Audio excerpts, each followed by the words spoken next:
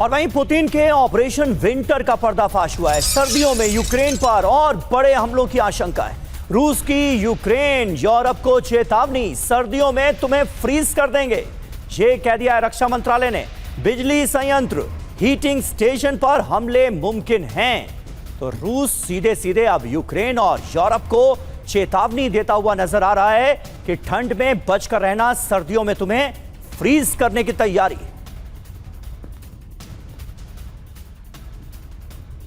तो पुतिन का operation winter, Kyiv को 2 धमकी। जी हां, सबसे बड़ी जो धमकी है वो क्या है? Just like snow on your head, ये पहली बात कही गई। और दूसरी धमकी क्या है? In winter you will get a freeze, यानी पूरी तरह से जमा के रख देंगे यूक्रेन को। यह रूसी रक्षा मंत्रालय की तरफ से यह साफ धमकी है। अब मायने आप समझिए, सर्दियों पर बहुत बड़े हमले की आशंका है। रूस क्या रणनीति बना रहा है, यह इस 2 धमकियों से समझा जा सकता है। टारगेट क्या रहने वाला है ऐसे में? जनरेशन फैसिलिटी, पावर प्लांट, सरकारी इमारत, रिहायशी इलाके, ये टारगेट में रह सकते हैं। अब खास बातें क्या है? सर्दियों में यूक्रेन को बेबस बनाने की रणनीति है। ऊर्जा ठिकाने तबाह करके अंधकार में डालने की योजना है। ऊर्जा संसाधनों के अभाव में घुटनों पर लाने का प्लान है। अब आप देखिए, ऑपरेशन विंटर, यूक्रेन यूरोप का क्या सरेंडर होने वाला है? पुतिन का प्लान क्या है? मिशन अगर सफल हुआ तो क्या होगा? सर्दियों में बड़े हमले होंगे यूक्रेन यूरोप पर, इसका बड़ा संकट होगा। वजह आप समझिए ऐसा क्यों होगा? यूक्रेन पहले से ही ऊर्जा संकट से जूझ रहा है। यूरोप में भी पर्याप्त ऊर्जा सप्लाई नहीं हो पा रही है। होर्मुज, बाब अल-मंदेब की स्थिति क्या है वो आप देख ही रहे हैं कि ऊर्जा की सप्लाई अभी फिलहाल स्ट्रेट ऑफ होर्मुज से ठप है। हूती की वजह से जो रास्ता है बाब अल-मंदेब का, वो भी अब बाधित हो रहा है। बड़ी बात क्या है? यूक्रेन युद्ध के बाद रूस से भी ऊर्जा सप्लाई बंद। सर्दियों में इसका असर होगा, यह अपने आप में सवाल है, क्योंकि बिजली और हीटिंग सिस्टम ठप हो जाएंगे। लंबा ब्लैकआउट होगा, हीटिंग में कटौती होगी, लोग ठंड से प्रभावित होंगे, शरणार्थी बनेंगे, फैक्ट्रियां बंद होगी, हथियार उत्पादन भी प्रभावित होगा। Major general V K. Datta sir, क्या आपको लगता है ये जो ऊर्जा है, जिसकी फिलहाल तो रूस के पास कोई कमी नहीं है, लेकिन क्या यह एक बड़ा हथियार है जिसका आने वाले विंटर में इस्तेमाल कर सकता है रूस? और अगर ऐसा हुआ तो फिर आप इसका क्या असर देख रहे हैं? बिल्कुल करुणा, देखिए जो ये पूरा जंग हम देखते चले आ रहे हैं, 2022 से लेकर आज तक 5 साल होने वाले हो गए इनके पूरे। इसके अंदर हमेशा दोनों ने, रशिया ने और यूक्रेन ने, एक दूसरे के पावर इंफ्रास्ट्रक्चर के ऊपर हमले करे हैं। और ख़ासकर रूस ने विंटर के समय ज़्यादा बढ़ चढ़ के हमले करे हैं।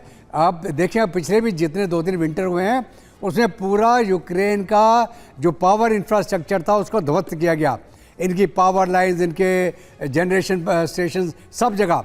और आपको याद हो कि बहुत बड़ी तादाद में यूरोप से इनको जनरेटर सेट भेजे गए थे यूक्रेन के, ताकि लोग पावर जनरेट करके अपना काम चला पाएँ। उसी प्रकार अभी यूक्रेन ने भी काउंटर अटैक करते हुए रशिया के अंदर जितने इनके जो रिफाइनरीज थी उनको टारगेट किया गया। हालांकि कच्चे तेल की कोई कमी नहीं है, लेकिन रिफाइंड ऑयल की कमी आज रशिया के अंदर भी हो गई है। रशिया को दोबारा भारत से मांगना पड़ रहा है कि आप हमको रिफाइंड ऑयल दीजिए। तो कहने का मतलब यह है कि दोनों तरफ से जो इंफ्रास्ट्रक्चर को टारगेट किया जा रहा है। वाइल्ड बेरी जो सबसे बड़ी एक इनकी ऑनलाइन सप्लाई चेन है, उसके ऊपर टारगेट कर रहा है यूक्रेन। वो कहते हैं इसके माध्यम से पूरी रशियन आर्मी को इक्विपमेंट सप्लाई हो रहा है। उसी प्रकार रूस पॉलिटिकल प्रेशर डाल रहा है।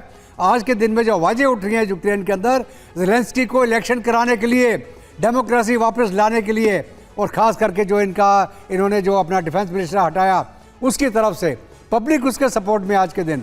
तो रशिया जो है ये पॉलिटिकल प्रेशर जनरेट कर रहा है, कीव को टारगेट कर रहा है, बदला ले रहा है जो मॉस्को के ऊपर इन्होंने 600 ड्रोन से हमला किया था। और साथ साथ में विंटर की प्लानिंग जो हर एक साल करता है रशिया, वो दोबारा वो पूरी प्लान लेके चल रहे हैं कि किस प्रकार यूक्रेन को फ्रीज किया जाए, मेंटली इनकी विल पावर को तोड़ा जाए ताकि ये सरेंडर मोड में आएँ।